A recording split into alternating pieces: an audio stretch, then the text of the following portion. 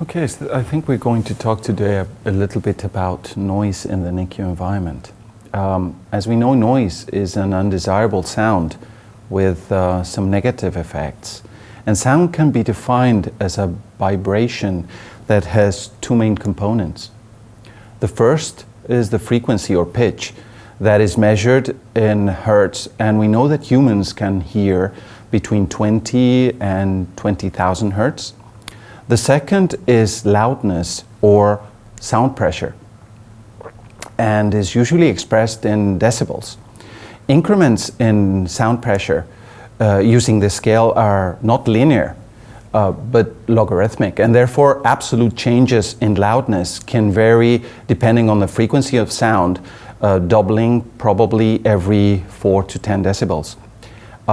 Sound can produce some physiological effects on the fetus quite early in gestation, even as early as 23 to 25 weeks. The fetal acoustic environment is by no means silent, but is constituted mainly by low-frequency digestive and maternal voice sounds. These sometimes very attenuated sounds in utero are transmitted to the fetus through amniotic fluid to the bones in the skull.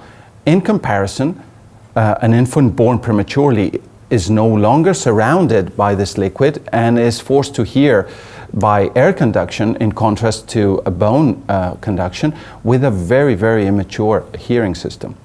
This is a very important change, and I don't think we still completely understand all the implications that these differences could have on development.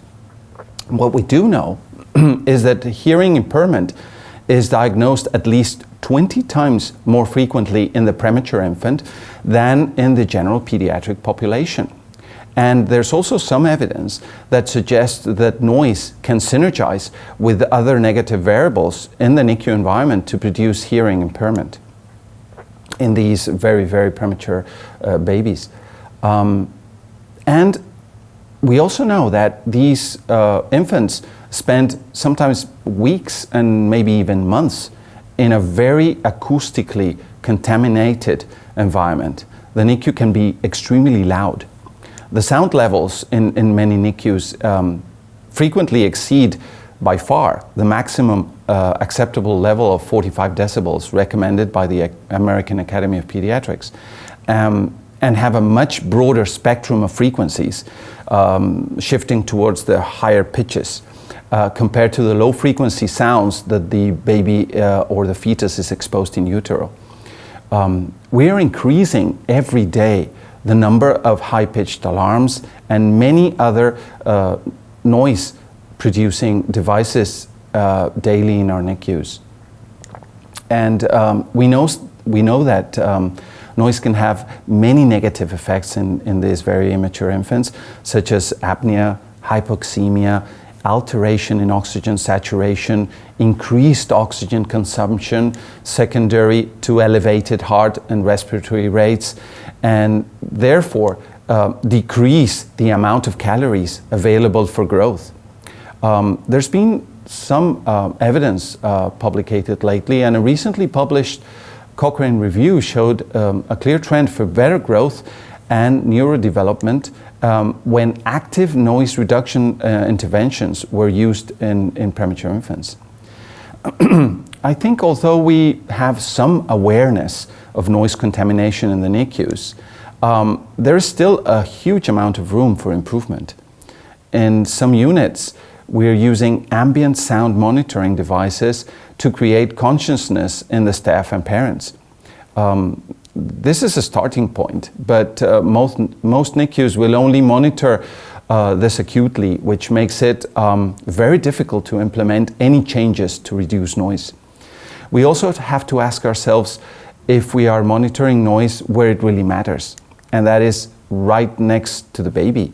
We should be interested in seeing or hearing what happens right next to the baby, maybe even inside our incubators, and know exactly and monitor what level of noise they're being exposed to, and probably actively react to those results with some noise reduction policies or interventions. As we know, in utero, babies are exposed to maternal voice, and mothers will almost instinctively talk to the babies when pregnant. We know that in utero, the mother's voice, among many other stimuli, promote maturation of the sensory system and probably contribute to normal fetal development. The fetus will hear the filtered mother's voice and simultaneously receive other stimuli, such as the moving diaphragm and other vibrations while she's speaking. In animal models, for example, causes the newborn quail not to recognize their mother, for example. So it seems to be very important. In NICU environment, the premature baby is for one part deprived of normal acoustic stimuli and low-frequency sounds inside the uterus, and for the other, exposed to potentially harmful noise. Mothers of premature infants will almost invariably interact with their babies, and they will talk softly and frequently sing to their infants, even if they perceive there's a barrier in between them, such as the incubator. Although we would intuitively think that this almost instinctive and natural behavior should be beneficial, there is very little evidence to support what the exposure or the non-exposure to maternal voice in premature infants can actually cause. There are many limitations on how these problems can be addressed, since depriving any group of infants from maternal voice would definitely not be acceptable. Some studies have compared the use of exposing the infant additionally to recordings of maternal voice, and just a few have explored how preterm infants have any ability to differentiate between maternal and non-familiar voices. Although most of these studies didn't demonstrate any measurable benefits, we have to acknowledge that all the infants were exposed to recordings, and most of them with sound levels above the recommendations for our NICU environment. I think this highlights the fact that whatever sound intervention we use clinically or for research purpose must be definitely within levels that do not increase the risk of harming the baby. So we have to be a little bit careful about these things.